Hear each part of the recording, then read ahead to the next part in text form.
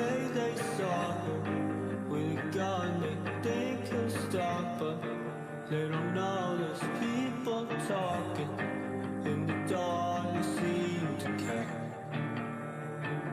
and I keep falling in and out, and it leaves me rotting. But I doubt he's had enough, had enough, had enough.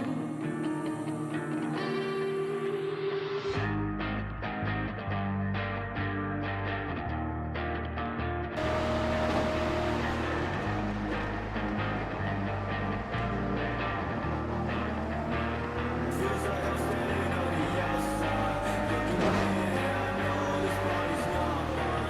To begin with, I wish that I could crawl out my skin and see.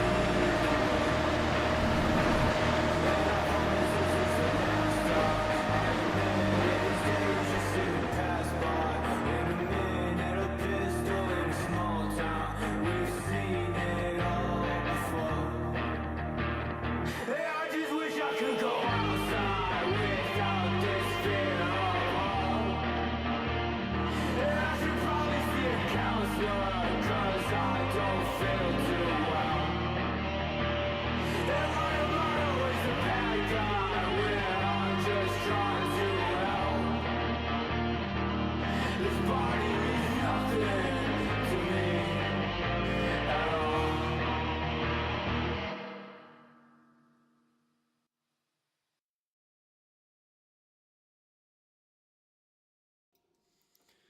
Hello and welcome to round 2 of the Dad Bod Racing League. I'm joined here today in the booth by Steve Volker, as usual. Steve's going to be here providing color commentary and his excellent opinions on everything that's going to go on tonight. We're coming fresh off the heels of round 1 at Spa. James Byrne with commanding drive last week, winning by quite a margin. But this week might be a little different. Steve, what are you thinking about with this track? What comes to mind when you think of Interlagos in the Super Formula? Well, Tom, obviously last week Spa pretty wide open, lots of long straights there. Top speed was really the game there. As we come this week into Interlagos, glad I don't have to pronounce the track name, by the way, the actual one, so we'll just call it Interlagos tonight. Not as many straights, not as many overtaking zones. Really looking into turn 4 down into Desito del Lago, and then really turn 1 into the Senna S's is really your only opportunities for a good, clean overtake. Everything else is going to be basically how much courage you want to take going into the corner and how much speed you can take coming out. Yeah, that's a good point. There's the faster you get around this track, the harder the overtaking becomes in the middle sectors, just because it's really tough to get that power down. We saw it last week at Spa. You know, the slower corners, it is tough to get this high torque, lightweight car back up to speed. And especially here in Brazil, we're a little bit higher in Sao Paulo, Brazil, than we were in Spa. The air's a little bit thinner, meaning the downforce, most of them are going to be running higher downforce packages, I imagine. That's going to also cause them to have to rely a lot more on mechanical grip. Yeah, it's going to put a lot of energy through the tires for sure. And the name of the game, I think, tonight, Tom, is just going to be trying to maintain that speed through the corner. I think a lot of times drivers get into these corners and they brake too much. They don't realize how much downforce they actually have and how much speed they can take through the corners. And the drivers with experience tonight are going to be the ones that are going to be highlighting that. Yeah, absolutely. There's a couple guys out here of note with some of that experience. Ben Goyette we saw last week. He had a great run. First time out with us. Nice, impressive drive from him. We also James Byrne. Both of those drivers new to the league. Last time out was their first time with the Purple Sector Motorsports League. But they had an excellent showing. I think James Byrne, Jamie Byrne, they're probably the two to watch out for today, wouldn't you say? Yeah, I mean, practice is practice, I guess. We'll see when the race comes, but yeah, they were lights out fast last week. Poor start, I think, for Jamie Byrne to start in Spa, but really made up for it in just raw pace overall. Yeah, like you said, practice, it's hard to draw a lot of conclusions. These guys are going to, I'm sure, hold back some of their ultimate pace until qualifying. The this week, I think we saw them, a couple of these guys out running mid 116s in practice for some of the official races. Do you think the conditions today, I think they should be close to what they had during the officials this week. Do you think that's gonna help those guys that ran earlier this week perform today? I think so, but at the same time, Tom, there's going to be traffic, right? We've got a lot of corners in here where if you carry the speed, you're going to be making up a lot of time over your opponents. I think we're going to have some lap cars coming to play tonight, as well as maybe some cars that might be lapped just from overall damage or just having some off tracks. So it's going to be a pretty tight race. Up at the top, might see some gaps in between, but hoping to have some competitive pockets like we did last week. Yeah, last week's race, some really great side-by-side action throughout most of the field. Did have an early incident at the start. Sean Buchanan not getting off the line as expected and getting collected from behind.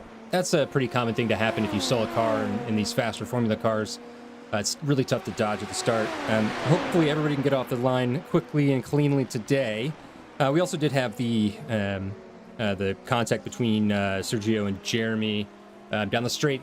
Just some miscommunication and very fast cars. But otherwise, it was really clean racing. I know Steve Bauer, I think, was the standout driver we noted last week. Started 16th after a poor qualifying. Drove all the way to 6th throughout that race. P6 finish for Steve. Really great race for him in the Super Formula. And the paint he's rocking, still looking awesome. Purple sector in chrome on the side of a black and purple car. I hope we'll see him have a similar drive tonight. Practice times, he's still about 7/10 off Rick Reeder, but, that's not saying a lot. Rick Reeder's pretty quick in this car.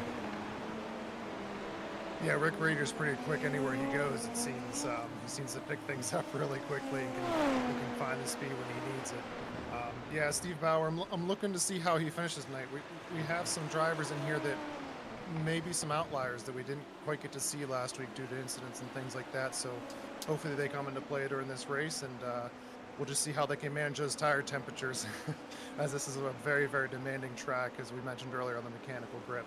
Yeah, this track is highlighted and punctuated by some very fast left-hand turns and some very slow right-hand turns.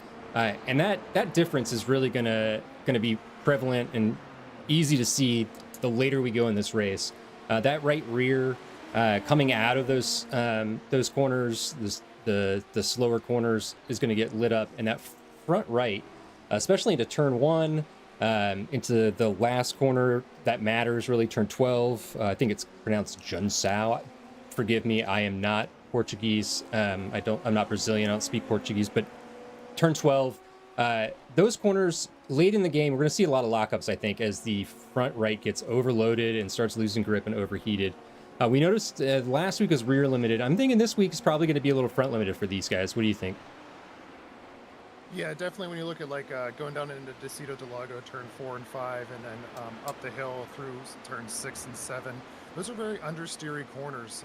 You really, really want to take as much speed as you can, but you can't get too early on the throttle, or else you end up pushing yourself through the corner and putting a lot of energy into those fronts, as you mentioned. So going to be interesting to see how they handle that, especially as the race goes on and those temperatures do start to go up. And don't forget, I mean, the closing speed of these cars is going to be insane coming into some of those infield corners. So as you come through turn 7 into turn 8, that braking zone gets very, very hairy as the weight shifts back towards the front of the car. If you have somebody in front of you, that's going to be a nightmare on those tires. Yeah, very true. It's definitely going to be a game of keeping your tires alive so that you can have that front purchase into those corners. Last week at Spa, we saw that push to pass, they could use it pretty much every lap. One of the straights, one of the two big straights at Spa, just because of the timing and the cooldown on the push to pass. This week, the lap time's much faster. We're not in the 2-minute range. We're in 1 minute now, 15s. I don't think they're going to be able to use push to pass every lap. So this is going to become a much more strategic race of when to deploy that push to pass. So, Steve, if you're a driver for this race, what is your strategy? What are you thinking of as far as applying push to pass? Well, I think everybody wants to go with the long straight, but I think that might be the bad call because with the draft on that long of a straight with these cars pushing that much air upward, I think you'll be able to catch them by the end of the straight. So I'm really looking in between corners 3 and 4 down Redo Oposta, right down the straight there, because that might be really the touchy zone. It's not quite long enough for you to make a clean overtake, but if you have push to pass, you might be able to make it happen before the corner. Yeah, that's a good point. There are a lot of smaller straights, right? So that, like you said, the classic, the main straight into turn one, or the Senna S, as we watch Jeremy Quill demonstrate why throttle control is going to be so important tonight. That main straight is often, and we saw this in Formula One this season, you get past there, you open the opportunity for someone to pass you back in a turn four. So patience may be the key here in overtaking. But also, you mentioned a couple those really slow corners, the two slow right-handers, being places that, if you're brave, you may send it there. Well, I think we saw in Formula One as another example. Sometimes that leads to crashes. These corners are kind of the sort that if you're committed, once you're committed, you're there. And people running up behind, diving late in these corners leads to contact more often than not.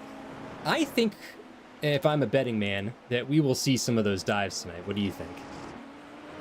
I think for sure you might see some agitated drivers just trying to, being a little bit impatient, falling behind the cars in front. So they might make a dive there. It might just be braking mistakes. Maybe they miss their braking zone and they just end up on the inside and make something happen.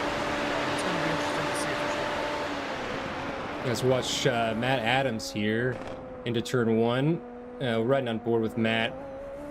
We'll have him take us around the lap. Matt, one of the newer drivers to this series in this car.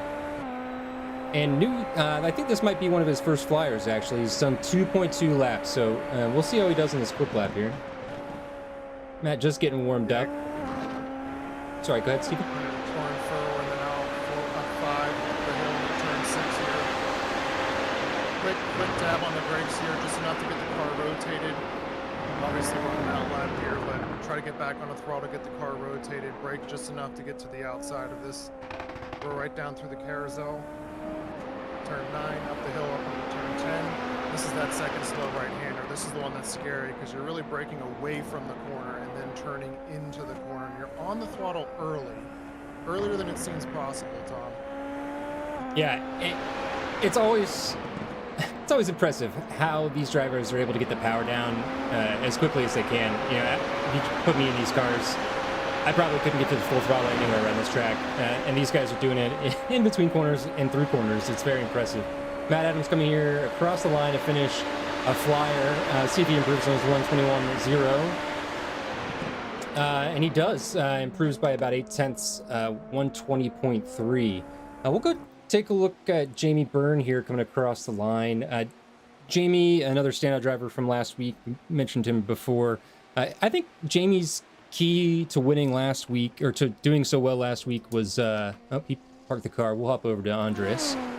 Jamie's key for last week was really his patience, right? He was with Andres and battling for a few laps at the beginning, and oftentimes, early in the race, if you battle too hard, we mentioned it last week, and it'll be a factor again today, your tires are going to overheat early. These tires for this car are very sensitive to that window, but Jamie did a great job. He showed some patience and some maturity, really, and waited until there was an opportunity to make a clean pass that he knew would stick. And then Andres, after made a minor error that allowed Jamie to get a gap, and the rest was history. It was really a great drive by Jamie. Leading practice right now with a 15.9, which is a pretty quick lap. Like I said, we were seeing mid-16s this week from some of these guys in practice as we head out for qualifying. See who the first out of on track is.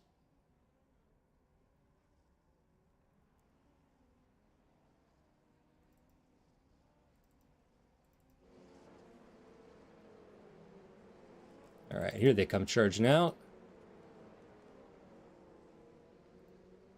Always exciting to see who takes the first leap, huh?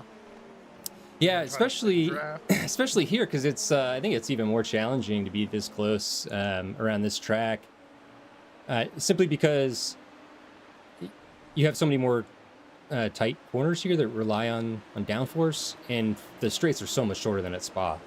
So I think it might hurt these guys if they stay too close. We'll see. I think these guys are, they know what they're doing. And some of these guys are going to be playing games here, vying for track position as we see Rick overtake Steve there.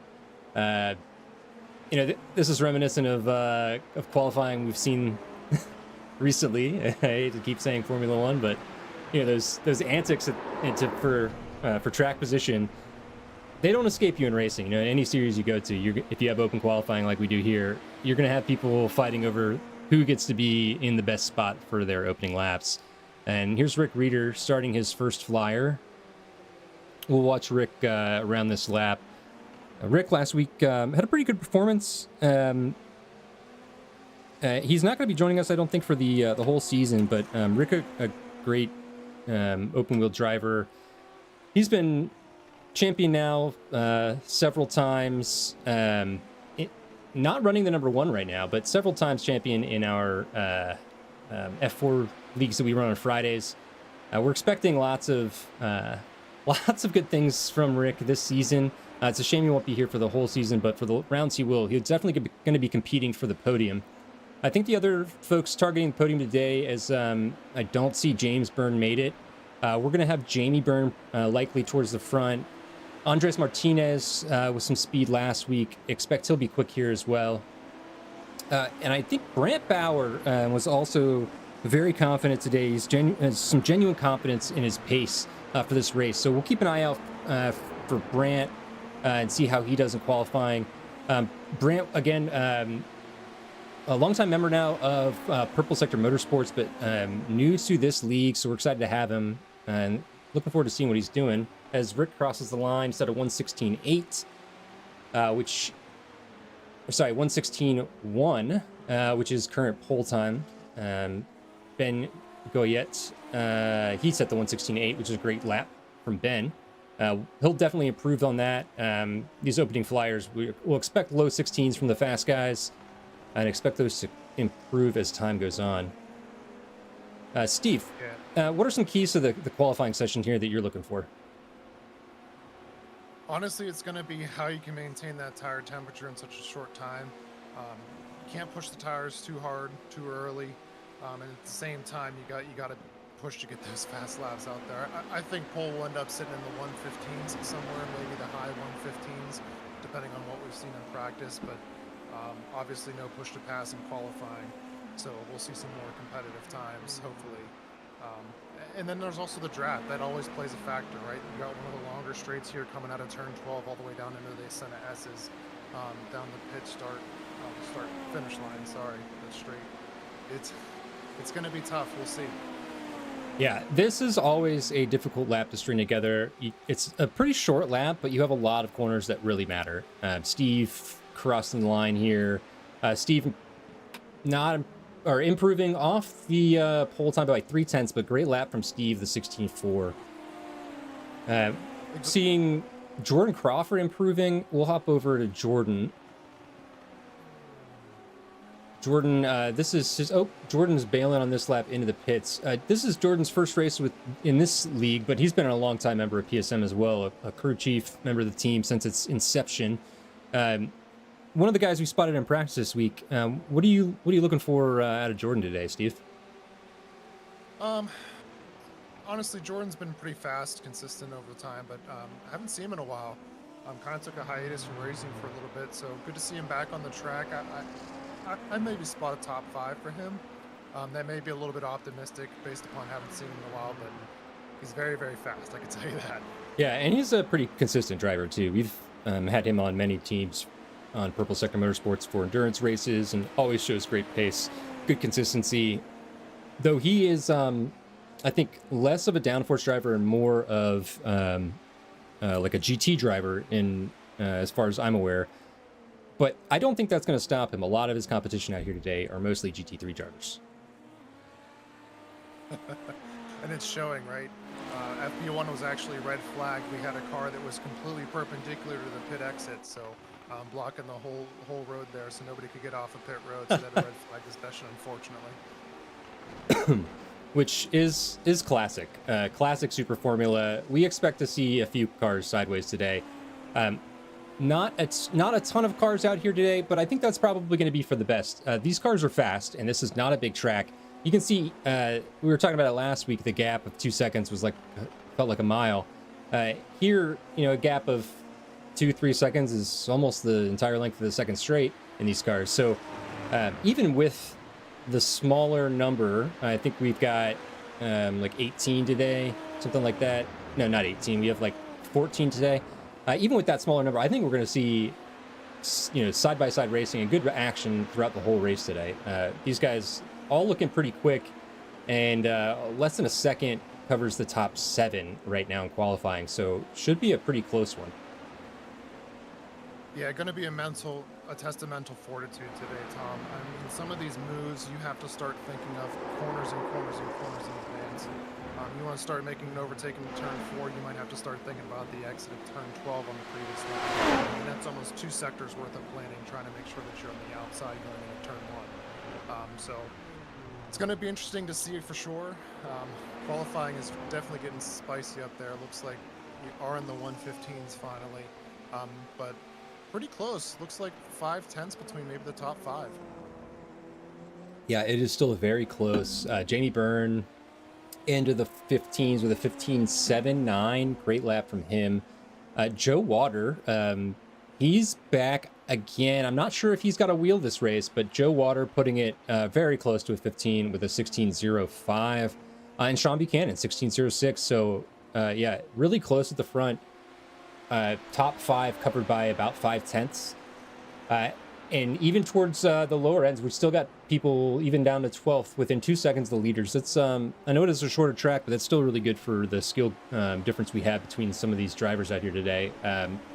As we watch Sean Buchanan, Gage Buchanan, who was on a pretty fast lap, go off the track there. We'll jump over to Andres Martinez.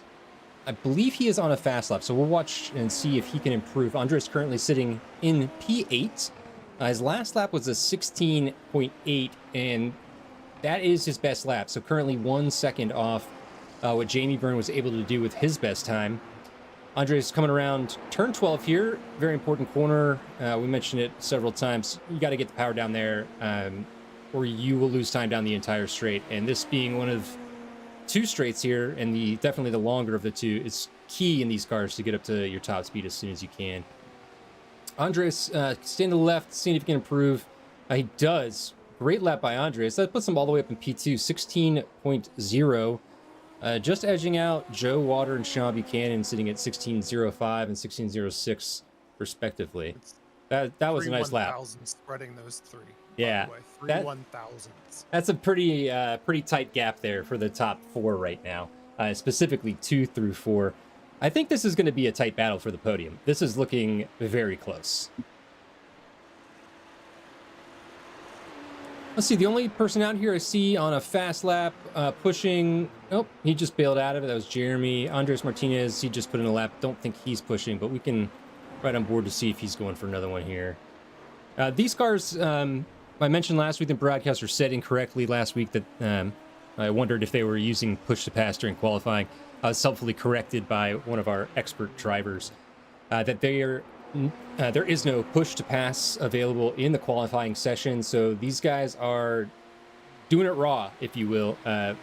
Feet, hands, no electrical boost, just this car and the driver. Andres is on a fast lap. He's got a purple sector there. Does he improve? He does. What a lap. And not enough for pole, but only 1/10 off Jamie Byrne. And that finishes up the qualifying session. What a fantastic lap to end it. Improving, does not improve enough to get pole, but certainly seals the front row on the grid there. Yeah, super impressive there. Going to see him again in P2. Had a wonderful start at Spa. Actually had 2 car lengths on Jamie Byrne before turn 1 at Spa. So going to be really interesting to see how he starts off today. If he can get those tires gripping early and maybe get a head start on Jamie, then we'll see how it goes. But inside line, not necessarily the advantage today, Tom, is it? No, the inside line here is very difficult. They're going to try to fight for it, I bet, because the inside line is, where you feel like you should be right on the inside of a corner, but around the outside into turn one is definitely possible. And that's because turn one leads into turn two. And turn two is a right-hander. So if you are on the right-hand side for turn one and you're able to stick it around the outside there, you are on the inside for turn two and have a much better run in that corner. I don't expect these guys to go too wide into turn one. I think we're going to see them lift and filter between one and two. If they do go too wide, I'd be very impressed. Steve, have you seen anybody go too wide in practice or in any of the races you've seen this week? Well, and had some support races out here this week, and I think F4 we were actually 3 wide going into turn one, so I guess that's not technically 2 wide now, is it? Yeah, but as you mentioned, the inside line there, you really got to bully your way into that position to make sure that you're inside of turn two. So you really have to trust the driver in the right-hand column to make the adjustment, and so you guys don't collide.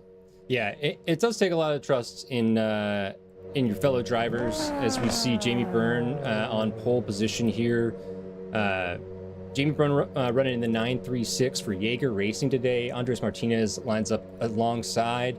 Second row is Joe and Sean with great qualifying laps, very close. Third row, Rick Reeder and Max Graff, both expected to do well here, both very quick. Steve Bauer and Ben Goyette in 7th and 8th. Grant Bauer and Gage Buchanan 9th and 10th. And Matt Adams and Jeremy Quill in 11th and 12th. Jordan Crawford in 13th and Jason Murray rounding us out in 14th. So we prepare for the start. I think we're waiting on maybe 1 or 2 people to grid here. That'll happen shortly.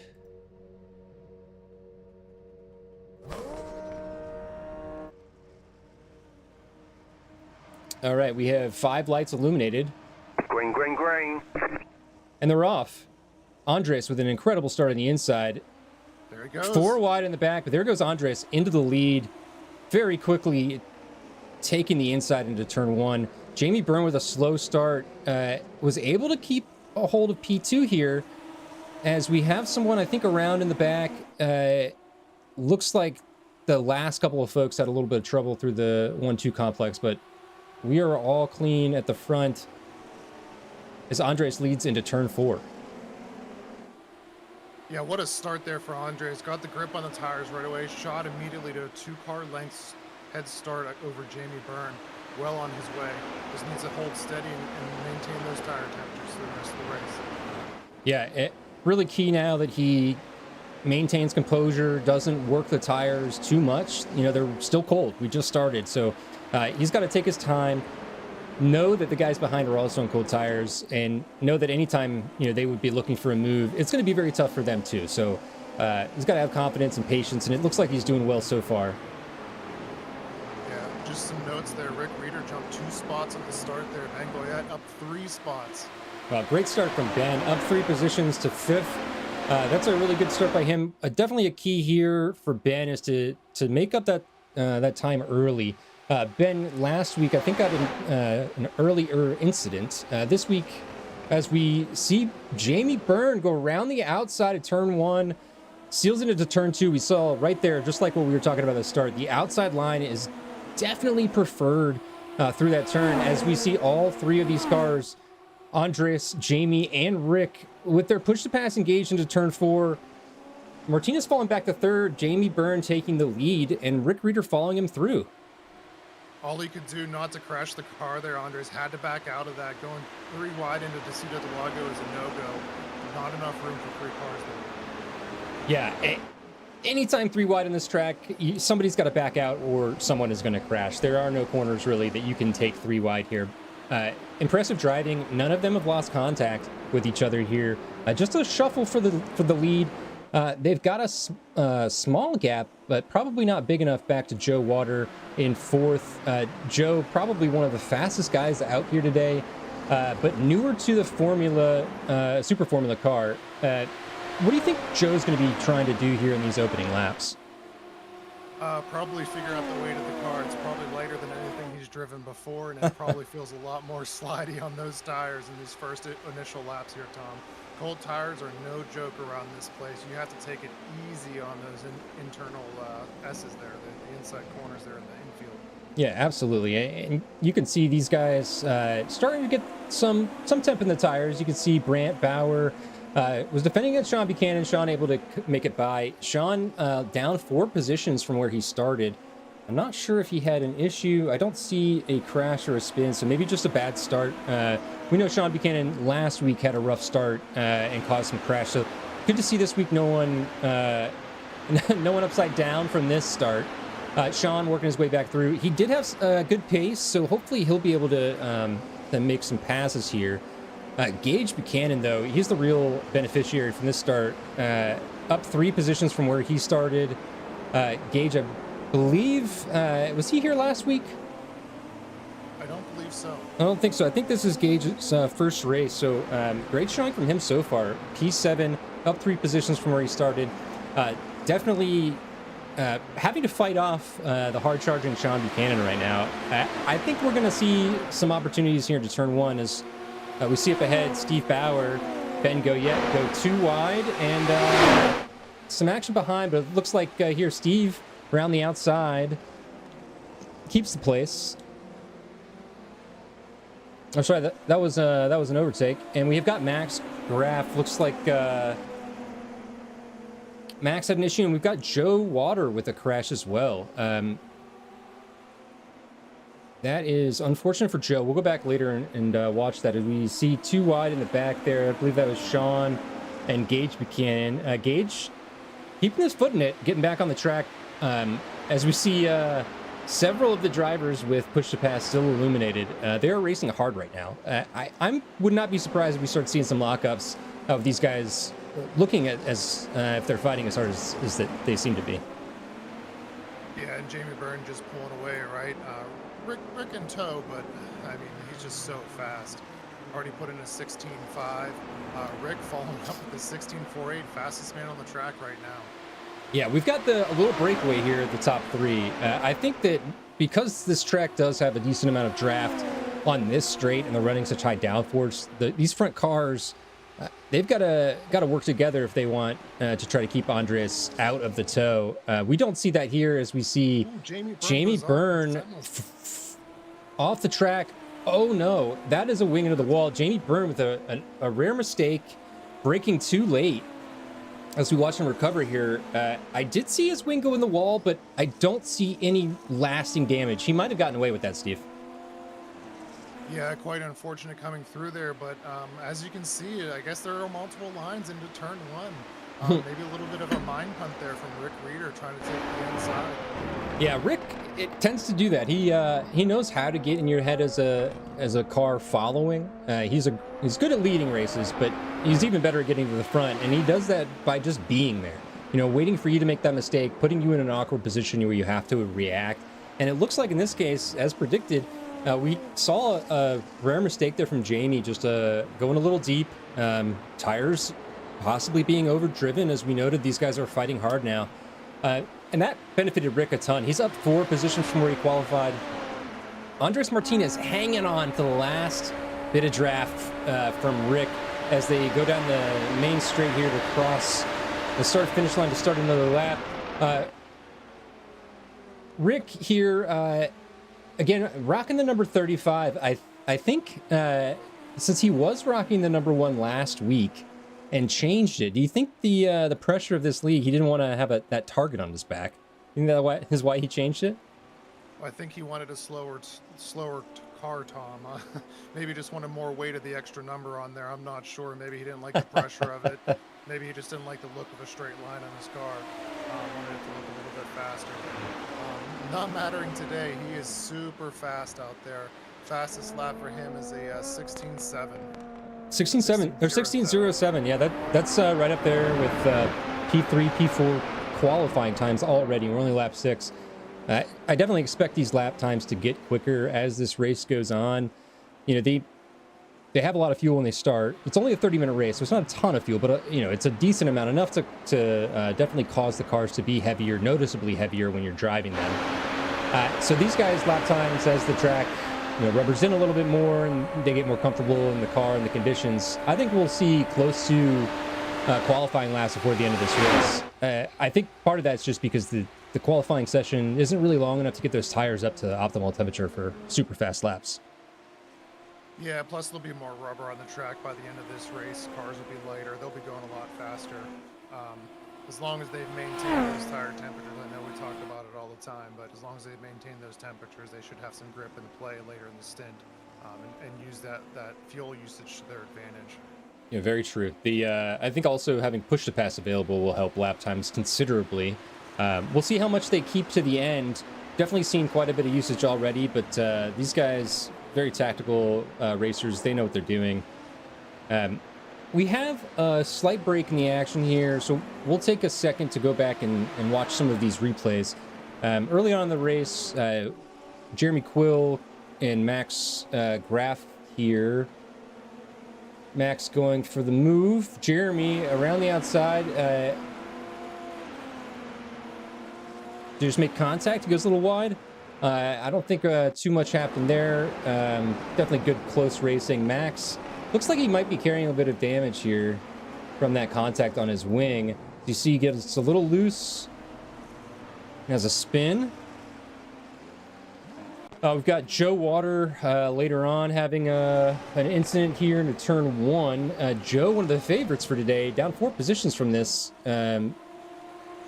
Yep, just catches that inside curb, really easy to do. We saw the same thing happen soon after with Jamie Byrne crashing out of the lead, same corner, except in this case, he went a little too long. Must have gotten the marbles there, didn't get it slowed down enough. When he comes back over that drainage ditch, just like Joe, spins it, but he ends up in the wall, some minor damage there. We'll go back live. Steve, some of these crashes seem to be maybe just simple errors. I don't see anything that was like a mechanical failure on the car or any of these guys doing anything dangerous. Just these cars are a lot to handle, and that turn one exit, it's a doozy. Yeah, it's all about when you get that power down. These cars, if you get those rear tires lit up too early, there's just no way of making the corner unless you completely back off and brake. And you just never want to do that. That's cost you so much time. You always want to have that throttle down, but you've got to really, really be patient and ease your way into it. You really can't be slamming the throttle down like some of the slower cars. You're going to have to really squeeze that egg onto that right pedal. Yeah, that's it. Squeeze the egg, right? These guys, the entire race, they're just focused on how quickly can I get power down. And that is, to me, it can sometimes be an incredibly frustrating process, right? Because you just want to go fast. But these guys, experts at it. As we see some great racing. Jamie Byrne overtaking Ben Goyette into turn one. Jamie on a drive back through the field again after he had lost 4 positions due to that just rare minor mistake from Jamie through turn one, going a little deep and going through the grass there. But Jamie, as she showed us in qualifying, very quick driver, really good pace in this car. Andres Martinez, though, he qualified within 1/10 of Jamie, so I think if we're talking over a whole race, Jamie's got a lot of work to do to get back to the front. Current gap right now is 12 seconds to Rick Reeder, back to Jamie Byrne. Yeah, that's up 2 seconds from when he came back on the crash. I was taking a look at that. It was 14 seconds to start, so I've already made up 2, but Rick is putting in some fast times tonight. He is having no quarter for any of that. Yeah, 2 seconds is good, but yeah, we know Rick is a good leader in these races. Once he gets out front and you give him clean track, he will just churn out those laps, which is good for teammates, difficult for competitors. Jamie Byrne is going to have to push real hard to make any kind of dent. We're 12 minutes into this race out of 30 minutes, so still plenty of laps to go. We're expecting 24 laps. I know the counter up there at the top says 28 laps. That is not accurate. We've got, well, I can hide that for now, but actually we'll show it because we need the timer. Yeah, It should be 24 laps based on the lap times these guys are doing now. 23 if they slow down. We'll see. I'm not sure how much these lap times will fall off later in the stint. As we were saying earlier, I think some of these guys are going to hit the 15s before the race is over. But we'll have to see if they saved enough tires to do so to counteract, the loss of fuel there. Jamie Byrne turning out the laps, still 12 seconds back. The closest we have on track right now is Jamie Byrne, followed by Ben Goyette, who he just passed. So we'll check in with Steve Bauer, see how he's doing. Steve Bauer up 4 positions from the start. He's 7 seconds back from Rick, doing well. We're seeing him running the 16s, which is the lap times I think that he needs to maintain to stay towards the front. I don't know if a 16.7 and 16.8, his last lap was just shy of a 16.9 for Steve Bauer. I don't think that that's going to be enough to keep Jamie Byrne behind him for another 26 minutes. What do you think Steve's going to have to do to make this podium stick? He's going to have to fight and defend and hope that Jamie makes a similar mistake that he did in turn 1, but I doubt he's going to do that. 5-second gap. I mean, he's gapping, 0.5 of a second faster a lap. So, I mean, we're looking at 10 laps. We're going to be there. It's going to be close. It'll be towards the end of the race, barring no mistakes from either driver. Going to be some clean racing, though. These are 2 of the better drivers out there on the track right now. Yeah, for sure. Steve Bauer has adapted to these downforce cars so quickly. It's very impressive to see him up in third here. Only 7 seconds off the lead. Jamie Byrne, he is closing in. Last lap, Steve with a 17.0 and Jamie Byrne with a 16.4. So about 0.6 faster with that lap. Like you said, he's got several seconds to make up. 5 seconds the gap right now as it stands, which is not insignificant if you're doing 0.6 a lap. So like you said, it's going to come down to the end. If Steve can be tactical about when he uses his push to pass, and Jamie can be tactical about when he tries to make his overtake, this could be a fireworks finish for these two. Yeah, definitely. Nice to see that Steve has his family in town, too. Usually takes his wife with him on the road wherever he goes. So good to have the family support there when you're racing out here against some of the best drivers in the world. You know, it does something to you, makes you a better driver and makes you faster. But I think also some people get maybe nervous when their family's watching. We've heard from Roman Grosjean in the past about some of the struggles that his family's had watching him, especially after his crash. Personally, when I have people watch me that I care about, it increases my anxiety when driving. How do you think Steve's been handling that pressure so far today? Well, obviously pretty good. Up 4 spaces from the or 4 spots since the start. So he's really made some moves. So he puts in another 17.0, Mr. Consistency today. That's back-to-back 17.0s for Steve. Great laps from him. His fastest so far today, 16.6, as he sets a personal best here in the first sector. Steve improving with every lap. Has actually caught Andres Martinez. Andres had a crash in the replay. As Steve comes up to catch him, we'll jump over and watch the replay here of Andres' incident.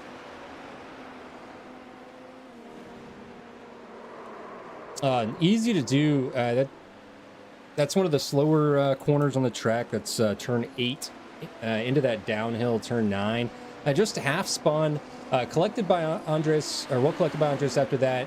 Still on the go now. We'll go back live as Steve Bauer, with in tow, only 7/10 back, might be looking to go for a move here. As I do see he is deploying push to pass. So we'll hop on board here as Steve attempts to catch Andres. Only half a second off down to turn 1. Yeah, Jamie Byrne passing in the background there too. You gain a lot of speed closer you get to the corner. You go higher speeds, more airflow is getting pushed up. You get less drag on the car, so you're actually making up more speed the closer you get to turn 1. So really have to make that decision earlier on and really gauge if you have enough speed to make the overtake happen.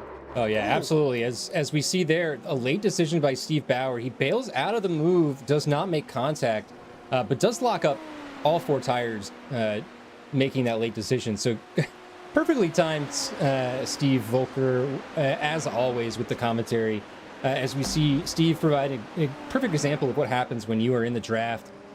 You have too much speed, or, well, let's not say too much. It's never too much speed. You have more speed than you were expecting coming into that braking zone, and you get on the power, you get on the brakes late, a guy in front of you brakes normally, and next thing you know, you're in the back of him. So great job by Steve bailing out of that move, and good awareness by Andres to open up the corner a little bit to avoid Steve. Steve dropped off now, is about 2 seconds back from Andres as they go onto the back straight here. And that has brought him into the clutches of Jamie Byrne. Jamie, who we were just speaking about moments ago, having to catch Steve, a fairly large deficit to Steve at that point, now half a second into turn one. Yeah, and don't look now, but we're in the 115s. Looks like Joe Water put in a 115.83, so that was good enough for P2 qualifying, but yet we're at race weight, so driving lightning fast out there. Yeah, great lap by Joe. Joe, one of our quick drivers, also a better driver than qualifier, I think. Joe out here, he also is having to make up some positions after not a great start. Is down 2 from where he started. He's got 6 seconds to catch Jamie and Steve and Andres in this battle for the last podium positions. I think with that pace, if Jamie, Steve, and Andres keep fighting, Joe's definitely going to be closing that gap up. And if Ben follows him, we might have an even bigger battle here in the last 10 minutes of this race. Yeah, expect those times to close up in a few seconds here when Steve and Jamie start battling. If they go out a few more than 1 car, that's only going to cost them time and push them further back into Joe's clutches. Yeah, as we saw, just a small spin in a corner like what Andres had can cost you 5 or 6 seconds. Steve with a similar incident locking up cost him another 3 or 4 seconds. And now Jamie's back in the fight. Jamie, again, we mentioned this, or I mentioned this at the beginning of the broadcast, Jamie with patience as one of his key strengths from last race. That allowed him to finish in P2 and survive till the end. In this case, Jamie Byrne, with an early mistake, having to work hard to get back through the pack. Patience is not something I think that Jamie can use at this point. The longer he waits to get by Steve, the further away Andres Martinez is going to get, which is going to hurt Jamie Byrne's chances of finishing in P2 or catching Rick. Not to mention Joe, but Jamie's got to get, I think, a move on here, and I think we'll see him, if he can stay close enough about this distance back, I think we'll see him go for a move into turn one on this next lap. Yeah, it's such a strange track kind of phenomenon that happens that you're really only planning overtakes into turn one or into turn four. So a lot of waiting on the track, trying to follow the car closely, make sure you nail your exits, that get on the throttle just that bit earlier than the car in front so that you have that running room. And here goes Jamie, showing on the inside, not going for the move, backing out. Smart move. Again, patience from Jamie. Wasn't quite close enough. And Steve Bauer, really good on the brakes there, showing us that he has no problem leading and defending. Yeah, not at all. He's been hovering behind here for about 2 laps now, just trying to make the move, I think, at turn one. Ooh, it looks like we've got a little bit of an incident off there to the right. Looks like Andres Martinez having an incident and towing. And so unfortunately, Andres is running a P2. So this is now that was that Joe on the tail of this? Yeah, Joe's on the tail of this, 4.5 seconds back of Jamie. Oh, okay. Right now. On track, sorry. That is a lapsed car there behind Jamie. I thought that was Joe that had caught up. No, still 4 seconds back. But this is now a battle for P2 here between Jamie and Joe. So I think at this point, I had said that he'd try to go for it on that turn. Andres Martinez having that incident changes the race here for these two. They're now both occupying a podium position, 5 seconds ahead of the guy who currently holds the fastest lap in the race. I think they wait until the end now to battle. I think we're going to see Jamie show us what his new nickname is going to be, Mr. Patient. He's going to show us that patience and wait until an opportunity presents itself and be safe. I think after that early exchange early on in the race where he had to bail out across the grass in turn one, probably spooked him a little bit after such a clean race last week, an early almost race-ending crash. I think we're going to see some patience here from Jamie, but as we saw last week, no matter what happens, Jamie is going to be quick, and he's going to put his car where he needs to. I think we're going to see a very, very close finish between these two. What do you think is going through Steve's mind now that there is no Andres in front and Jamie is on his tail? Honestly, if I were him, and I only share the name, but if I were him, I'd be relieved. Oh, looks like we had a little bit of a wide exit there, so oh yeah, we'll just do that right over to Jamie. Yep, and there goes Jamie through. Steve's gonna good on Jamie. Patience again. Let your opponent make the mistake, and then you can pounce. You know, if you're trying to force it, you open the door for potential damage. So great job there by Jamie getting through. Steve only 2/10 back, maybe looking for a return. Nope, he's going to stay behind. To push to pass there down the there whole you go. straight. Maintain that advantage throughout the whole straight using that push to pass. So strategic use there, the push to pass helped him maintain P2 there. What a battle. Yeah, great battle and really tactical thinking by Jamie. We can see they're recharging now as they come through the infield. So we're going to have to wait a little while before we get another push to pass deployment. I don't think they'll be able to use it on the straight the next time around. Just because of the lap times here. So maybe Jamie here now knowing he's safe for a lap and take a breath. Rick Reeder is gone. He is 14 seconds up the road. No sign of slowing down. Still in the mid-16s, doing a 16.5 on his last lap. We'll watch Rick round out the rest of this lap before we jump over to another battle on track. Rick, I don't think he has any worries. As long as he doesn't crash, he's got this one in the bag. Even their faster lap times, Jamie and Steve, probably not enough to catch Rick. Rick with the 16.1 in that last lap. Qualifying pace out here from Rick today. You'd love to see it. As we jump over to Jordan Crawford and Sean Buchanan in the battle for 6th. As they come into the final corner that matters. Turn 12 here. Onto the back straight as Jordan looks to pass for P6. Jordan with a great showing in his first outing, up 6 positions from where he qualified, thanks to keeping it clean. Great racing. Jordan on the inside into turn 1.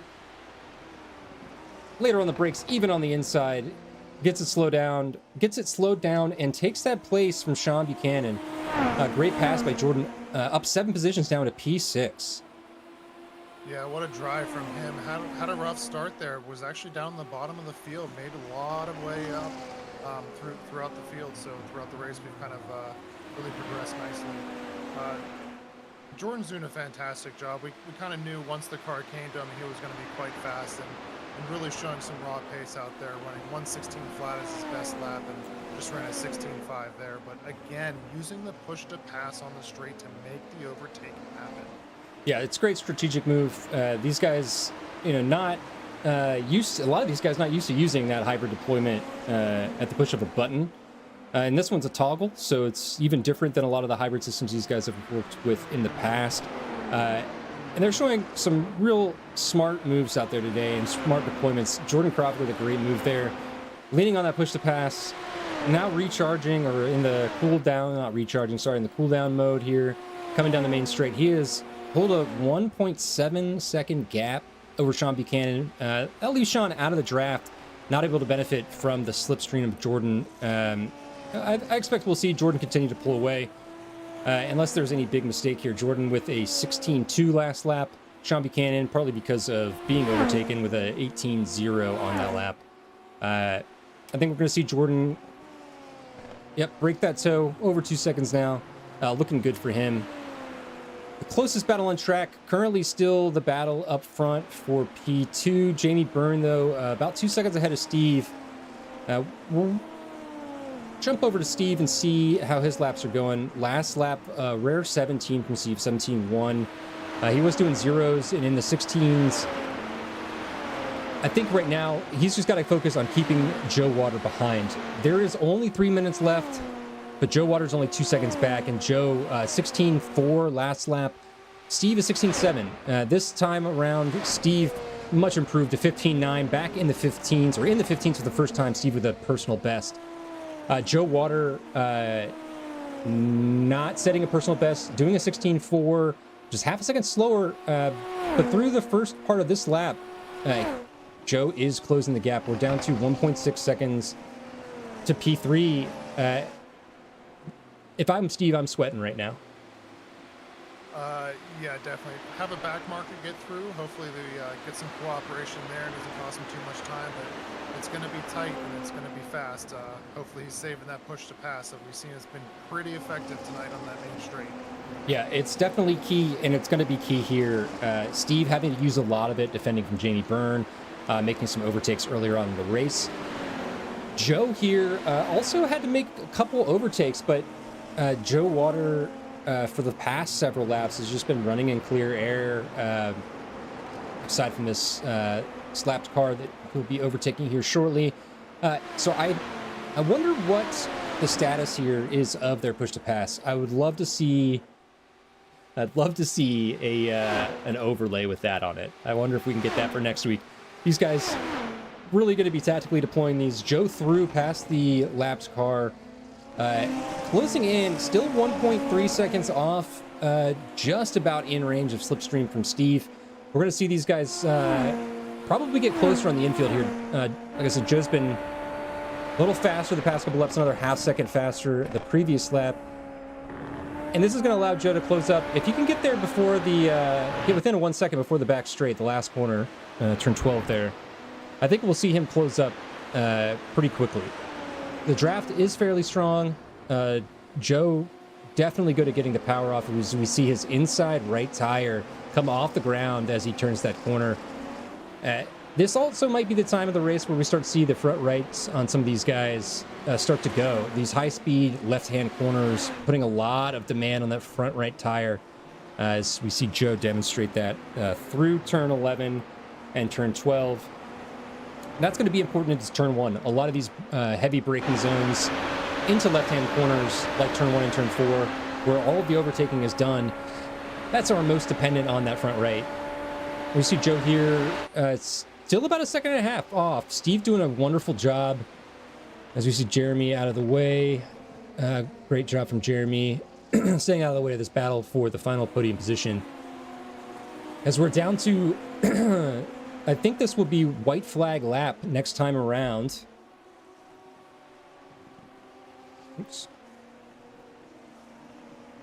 Joe maybe not able to do it. 1.6 seconds off of Steve. Steve doing what needs to be done to hold that position with a 16.5 last lap. Yeah, I think he might have deployed his push to pass, trying to get past that back marker. And then had to recharge it. Yeah, you know, maybe a tactical error by Joe. Steve definitely doing the right thing here as he's increasing his gap to Joe. Joe deploying now, but is it too late? Only 1.5 seconds separate them, but that's too much time to make up on the straight. Steve gets a good run out of here. He should have it.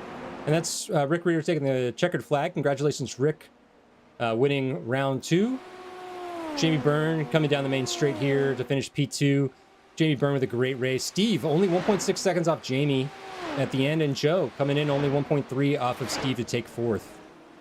Really great race for the top 4 there. Excellent battles, and only a second and a half separating each of the 2nd through 4th positions as Ben Goyette here finishes in P5, up 3 positions from where he started. Great race today from Ben. Much better than last time. Modern Racing Prince GP. Ben, a new member of this league and a streamer, so check him out. I don't have his handle handy, but if you search Ben Goyette, I'm sure you'll find him. Great guy. Jordan Crawford up 7 positions, finishing 6th. Sean Buchanan in 7th. Jason Murray in 8th. Then Max lap down in 9th. Matt Adams in 10th. Brent Bauer finishing 11th. Andres unfortunately crashing out, but continuing the race after repairs, finishing in 12th. And Gage Buchanan 13th, and Jeremy Quill in 14th with DNFs. Wow, what a race. What are some of the standout moments for you, Steve, from this race? Honestly, just looking at the timing board, we had 6 lapped cars, so Rick Reeder was able to make it past 6 cars on the lead lap there, so unbelievable how fast some of these guys are. Looks like Andres Martinez grabbed the fastest lap at the end there with a 15.4 Only 3 drivers in the 15s for this race. Wow, 15-4. What a time from Andres Martinez. And our qualifying lap wasn't even that fast, right? No, qualifying was a 15-8 flat. Wow, and he did a 15-4 in the race. See, I figured towards the end of the race, you know, we said it earlier, push to pass. We've got push to pass, rubber on the track, less fuel. These guys are going to be going as fast as possible. And on the last lap, Andres Martinez with the fastest lap. Incredible from him. Rick Reeder taking this race, like you said, a commanding lead. Not unusual for Rick. He is used to being at the front here. Jamie Byrne with an unfortunate incident early in the race, but nice recovery from Jamie. Coming back to pass Steve in the closing laps of the race, finishing in second, and Steve Bauer rounding out our podium position in third. Only 16 seconds off Rick, a second and a half or so off Jamie. Great race from Steve today. Steve, another standout performance. Last week he started 16th and finished 6th. This week, starting 7th, finishing 4th. Another great race. Jordan Crawford, another person I'd like to shout out and mention in this race, coming in for his first dad bod race, up 7 positions, finishing in 6th overall, which is great for him. His fastest lap in the 15s as well. Steve, we have a pretty close championship now. We have 2 different winners. Jamie Byrne finishing second 2 weeks in a row. What do you think the future is going to hold, or the rest of the season is going to hold in store for us? Well, I'm hoping it holds some tight racing. When these cars get close together, Tom, there's nothing like it on this place, this earth. So I'm really excited when the cars get close, especially into turn 1 here at Interlagos. You coming downhill on the left-hander. Unbelievable racing today. Really looking forward to the rest of the season. Where are we at next week? Oh, here, see, you always throw this question on me at the end, and I got to look it up. So let's take a look and see where we're at for Dad Bod next week. Next week, we are going to be at Watkins Glen International Raceway. Watkins Glen, a classic American track located in upstate New York in the Finger Lakes region. One of my favorite circuits. We were there in person, actually, about 6 months ago. These cars at that track, we're going to see some chaos, Steve. Yeah, it's really going to come down to the weight transfer, right? And not even just the horizontal weight transfer. It's more the lateral, right? When you come up on off the boot, coming back onto the main track there, you make that left-hander. The weight just kind of goes towards the sky there. It just takes it right off the tires, and making that left-hand turn is going to be very, very difficult in these cars. Yeah, we saw some folks struggle today with those slower corners. We saw it last week, and we're going to see it again next week at Watkins Glen. Watkins Glen, another high downforce track. These cars are going to be so much fun through those twists and turns. Can't wait to watch these guys race next week. We have had some great races so far. Steve and I have had some great fun in the booth. We will be back next week for another broadcast, same time, same channel. Just want to give a quick plug for Purple Sector Motorsports. Dad Bod Racing League is founded by Purple Sector Motorsports through an idea from Andres Martinez, one of our great members, for a place for dads to come after the kids are in bed at night to race in peace. And also anybody else that just wants to race Super Formula cars. We're having a great time so far. But we also at Purple Sector Motorsports, we've got a Friday Night League Formula 4 weekly races. We do sprints, Grand Prix. We've got endurance teams competing. We've got a Endurance Cup championship where you earn points just for competing in special events with PSM teams. First event of the season coming up shortly. And we just announced teams today for that, so we're very excited. We also do preview event races for each of those special events, which is just a small hosted session we do with PSM team members to practice for the real thing. We're doing a year-long championship there as well. So a lot of great stuff going on. Please join us. We are on Discord, discord.gg/purple-sector, purple-sector-motorsports. You can check out our website, purplesectormotorsports.com. But no matter what you do, definitely come back and watch us again next week. Dad Bod Racing here on Purple Sector Motorsports, and we will be at Watkins Glen. Thank you all for joining, and have a great night.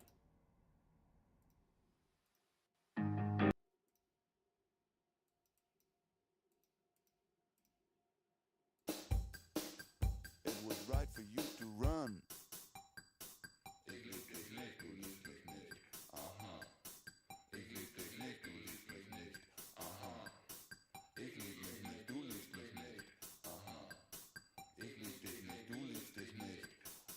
da da.